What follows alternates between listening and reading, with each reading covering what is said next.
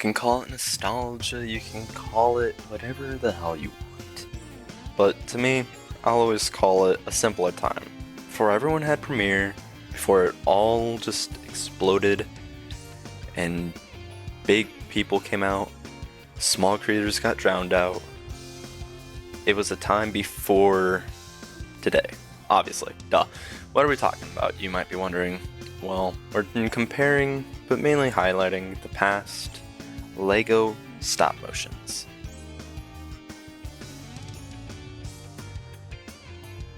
These are ones that I at least grew up with and remember very fondly, and why I think we need to look back at the past to move forward.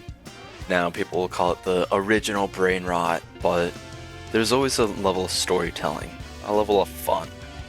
We had SpongeBob and Patrick meeting Obi-Wan Kenobi, being Jedi, which was a very, very common trend that we all saw.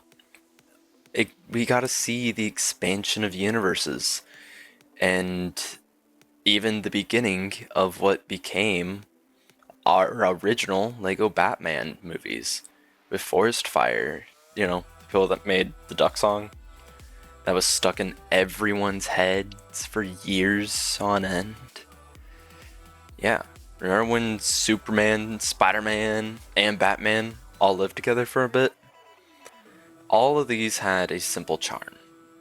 Whether it was a shitty camera, or just bad editing, fast paced, they all had something that just kept people coming back.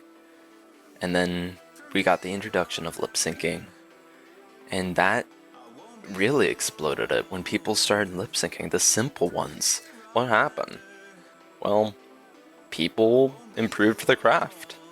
It no longer felt like the LEGO characters were coming alive, telling their stories how we imagined them playing out in our heads. Now it felt like an actual production. The charm that the original ones had growing up. We're mainly looking at the forest fires, but look at the SpongeBob one. It has no special backgrounds, nothing. And yet it has all the charm. It felt like how we would play with them, just them without us being there. Where now they all are in their own worlds. They're all fleshed out characters. And then they got gruesome. Forest Fire especially. Now there's other ones that did add to this, but we started implementing and getting more and more grotesque with these. And I think that's partially what kind of drove it away. They got edgy and edgier. More guns, more violence. And not to say that's bad, I enjoyed those. Maybe now they all feel and look a lot more pristine. But remember remember growing up and we'd sit down with our Legos and we'd play with them. We'd put a lightsaber in Spider-Man's hand. And some of these also had custom minifigures that just, not to say fully worked, but they worked just enough and felt like something we'd realistically could make ourselves. Something a kid would make, because that's what it was, kids making these. Now a lot of it's adults, with adult money, able to afford multiple pieces, parts, and characters, just to mangle them up, or to actually have one that looks official, not something that we would have printed out on our mom's printer, or even the school printer, and then went home and glued, ruining a figure. Now we can actually edit all of it.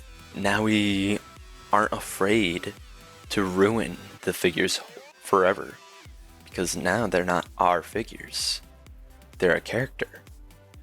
And that's kind of the thing, It grew up. It got bigger. Just like us. Where their imaginations grew. Our lives grew. We got edgier, we got older, and most importantly, we no longer wanted to play with toys. And it no longer was our toys stories. It was now the character stories. It was a actual breathing world fully realized. I mean, look at these two Batcaves. And just looking at the original Forest Fire Batcave compared to the newest one, you can tell that this has a lot more thought put into it. A lot more world building, to put it lightly. Where the last one, the original, it had this feeling of what a kid would have made for his bedroom. From the deep dark lair of the Batcave, you know, and the voiceover works. Hearing the same people just deepening their voices or higher pitch. Edgy jokes, yes, ran amok still. But it felt like something we would have seen from preteens to teenagers. Now we're getting 20-year-olds and whatnot. Both of these are all a lot better, by the way. I mean, hell, look how smooth some of them are. But nothing's gonna beat the charm, charisma, and pure love and passion that the original ones had.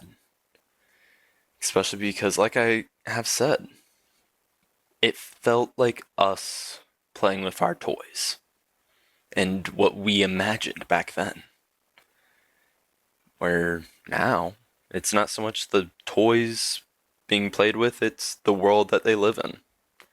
It's a production, no longer a playset. It's its own world.